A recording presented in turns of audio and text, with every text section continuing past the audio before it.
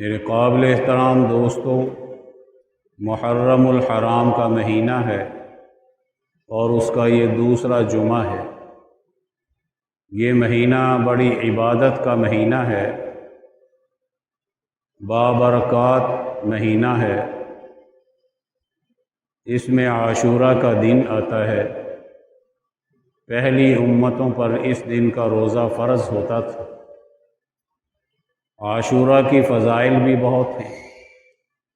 آج امت میں اختلاف ہے، جس کی وجہ سے آج جو ضرورت تھی کہ اس مہینے کا حقیقی تعارف ہمارے سامنے آتا، ہم نے اختلافات کی وجہ سے، آپس کی لڑائی جھگڑے اور فرقہ وارانہ سوچ کی وجہ سے ہم نے اس مہینے کو کچھ سے کچھ بنا دیا۔ اب یہ مہینہ خوف کی علامت ہے، لڑائی جھگڑے کی علامت ہے۔ قرآن حکیم میں اللہ تعالیٰ فرماتے ہیں کہ جب دین کا نظام غالب آتا ہے تو خوف کی فضا ختم ہو جاتی ہے، اور جب دین کا نظام نہیں رہتا تو پھر خوف کی فضا قائم رہتی ہے۔ آج ہم دین اسلام کے نظام سے محروم ہو گئے۔ ہمیں تنکوں سے بھی ڈر لگتا ہے۔ ہر وقت خوف کی فضا ہے کہ کس وقت میں ہم پر حملہ ہو جائے، بمباری ہو جائے، خودکش بم چل جائے، گروہیتیں ہم پر غالب آ گئی۔ ہم حضرت حسین رضی اللہ تعالیٰ عنہ کا اور یزید کا مقابلہ کرنے میں لگے ہوئے ہیں۔ ہم حضرت علی رضی اللہ تعالیٰ عنہ کا اور حضرت معاویہ کا مقابلہ کرا رہے ہیں۔ ہم میں نہ سیاسی شعور رہا، نہ دینی شعور رہا، گروہیتوں کا شعور رہ گیا، اور ان میں سے جو یہ مقابلہ کرا رہے ہیں، گفتگو کر رہے ہیں، نہ ان میں سے کوئی حضرت علی رضی اللہ تعالیٰ عنہ کے راستے پر چلنا چاہتا ہے،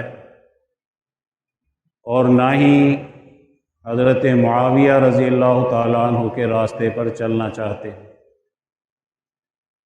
آج ہی لڑائیاں ختم ہو جائیں۔ اگر شیعہ سنی بنیادوں پر لڑنے والے شیعہ مسلک کے لوگ حضرت علی رضی اللہ تعالیٰ عنہ کا اتباع کریں اور بیان بازی چھوڑ دیں، حضرت معاویہ رضی اللہ تعالیٰ عنہ کو ماننے والے لوگ اگر ان دونوں کے راستے پر آ جائیں تو لڑائی ختم ہو جاتی ہے۔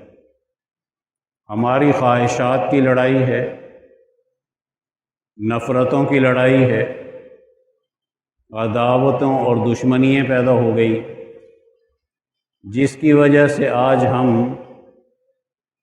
امت مسلمہ انتشار اور افتراق کا شکار ہو کر کفر کے نظام سے شکست کھا چکی ہے۔ آپس کی لڑائیوں نے ہم میں غلبہ دین کی اہلیت اور صلاحیت ختم کر دی۔ ہم دین نہیں پڑھنا چاہتے، اختلافات کو پڑھنا چاہتے ہیں۔ ہم تاریخ کے جھوٹ پر چلنا چاہتے ہیں اور قرآن حکیم کے بتائے ہوئے طریقے پر نہیں چلنا چاہتے۔ قرآن حکیم صحابہ کرام کو معیار قرار دیتا ہے، رضی اللہ عنہم ورضوا عنہ قرار دیتا ہے۔ قرآن حکیم صحابہ کرام کی جماعت کی تعریف کرتا ہے۔ قرآن حکیم صحابہ کرام کو دین کا نمائندہ قرار دیتا ہے۔ قرآن حکیم کی تعلیمات آج ہم میں سے ختم ہو رہی۔ نبی کریم صلی اللہ علیہ وآلہ وسلم کی محنت پوری جماعت صحابہ پر ہے، اور جماعت صحابہ کو نبی کریم صلی اللہ علیہ وسلم نے ہدایت کا متبع قرار دیا ہے۔ اور امت کو یہ بتایا ہے کہ اصحابی کا نجوم بِأَيِّهِمُ اقْتَدَيْتُمْ اهْتَدَيْتُمْ، میرے صحابہ ستاروں کی مانند ہیں، ان میں سے جس کی بھی اتباع کرو گے تم ہدایت پا جاؤ گے۔ دوسری جگہ نبی کریم صلی اللہ علیہ وسلم نے ارشاد فرمایا، علیکم بسنتی وسنت خلفاء الراشدین المہدیین، تم پر لازم ہے میری سنت پر چلنا، میرے طریقے پر چلنا، اور میرے صحابہ کرام کے طریقے، خلفاء راشدین کے طریقے پر چلنا۔ گویا نبی کریم صلی اللہ علیہ وآلہ وسلم اپنے تمام صحابہ کے اتباع کی بات کرتے ہیں، اور جو طریقہ دین کے غلبے کا، دین کی اشاعت کا، کفر و شرک کے نظاموں کے ختم کرنے کا، قیصر و کسریٰ کے نظاموں کو توڑنے کا، اور اس کی جگہ پر اللہ تعالیٰ کے دیے ہوئے نظام کو غالب کرنے کا نبی کریم صلی اللہ علیہ وسلم کا طریقہ تھا، وہی آپ کے صحابہ کا ہے۔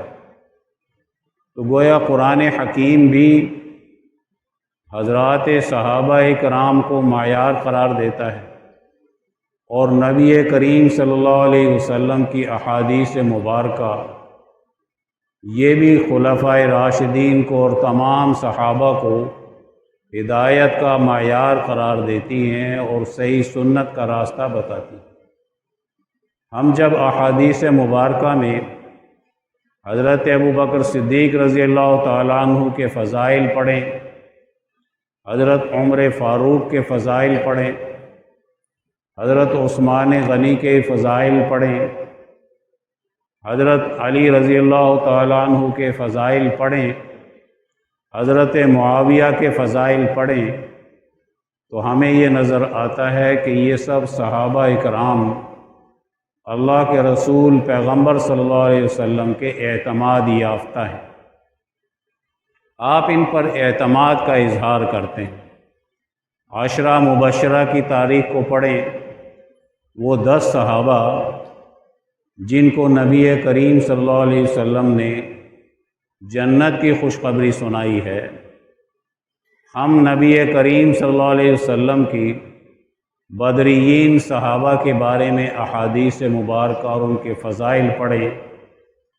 اسی طریقے سے نبی کریم صلی اللہ علیہ وسلم نے ایک ایک صحابی کو جو فضائل بیان کیے ہیں اس کو پڑھیں، تو آج بھی ہمارے لڑائی جھگڑے ختم ہو سکتے ہیں، آج بھی ہم اختلافات سے باہر آ سکتے ہیں۔ لیکن افسوس کی بات ہے کہ آج مسلمان پیشہ ور خطیبوں کے پیچھے چلتا ہے، پیشہ ور ذاکرین کے پیچھے چلتا ہے، جھوٹے ذاکرین کے پیچھے چلتا ہے، جھوٹی تاریخ بیان کرنے والے مؤرخین کی باتیں بیان کرتا ہے۔